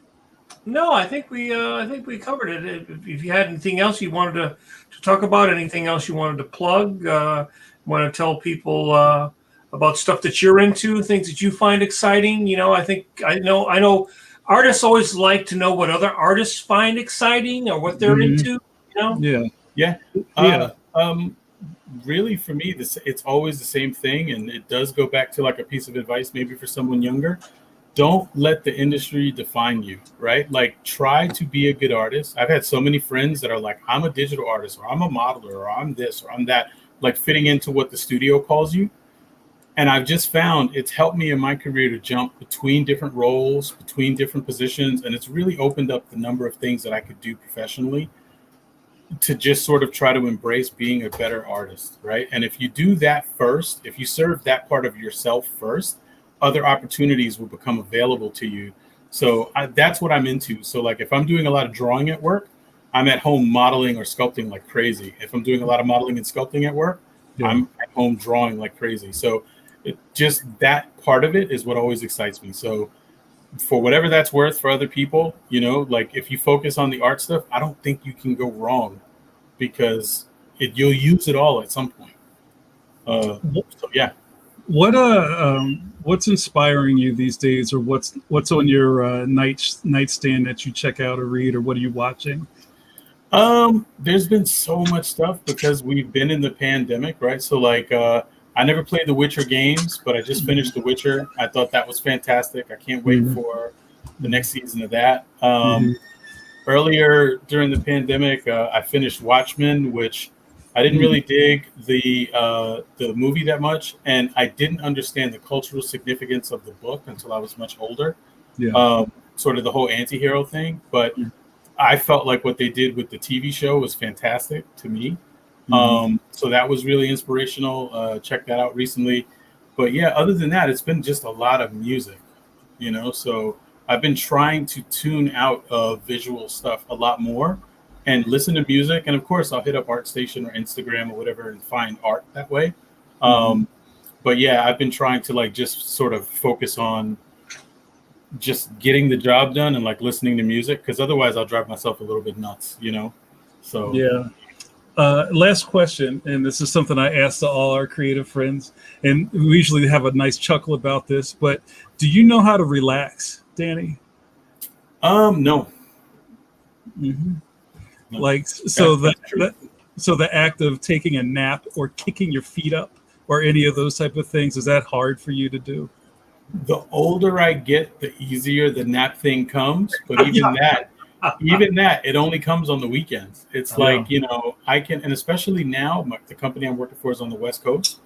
So I got into a habit of being in bed early. Yeah. And then getting up at 5. My wife gets up at 5. And then from 5 to 8, I was just working on my art every morning. And then 8 o'clock, I get my daughter up. She starts getting ready for school. I jump in the shower. I drop her off at school. And then I go to work. Now we're all at home. Yeah. So I'll probably be up making art till about 2 or 3. And then I still get up at 8, get her ready, go back to sleep, and then come back to it at 10. So it's like, so my sleep schedule is a little funky right now, but it's because my company is on the left coast. So yeah. Wow. All right, man. Well, we had a great time talking. Thank you so much. I think we all learned a lot tonight. Oh man, anytime. We'd love for you to come back. Do you want to do a quick plug for your socials, how people can follow you? Oh yeah, sure. I'm just Point Pusher on everything. On Instagram and ArtStation mostly. I don't really hit up Facebook that much anymore. So I try to stay away from the book. The book. Yeah, so it's mostly Instagram and ArtStation for me, but yeah, Point Pusher on there if you want to sort of find me. So Fantastic. Thanks, man. Great. All right, we're going to sign off. So just hang out with us. So we'll do our Will do. Kirby hands on the way out. So Sweet. thank you guys so much for this really fascinating conversation with Danny. Danny was an amazing host. Thanks for all of the new viewers that followed him in. It really helps us when our guest signal boost. So thank you for that, Danny. Because we always we love the shadows that follow the guests in, and they usually hang around and stay for more content. So Nice. if you're new to this, like, subscribe, smash the alarm, all those things. And I want to give a quick plug to our guest for next Wednesday. Is going to be Newbery Medal Award winner Jerry Kraft. You know Jerry Kraft. I'm really excited to talk to Jerry, and we've been politicking to have this happen for a while now. So I'm really excited. So thanks everybody for joining in. We're going to say goodnight. Thank you for checking us out. And you can always, if you missed this, somehow you're watching it at the end and you missed it, everything's on YouTube or on our Facebook channel. Have a good night. And for Mike and myself, don't forget to wash those Kirby hands. Go ahead, Danny, put the hands up. Yeah, brother. There you go. Yeah. Have a good night. See you.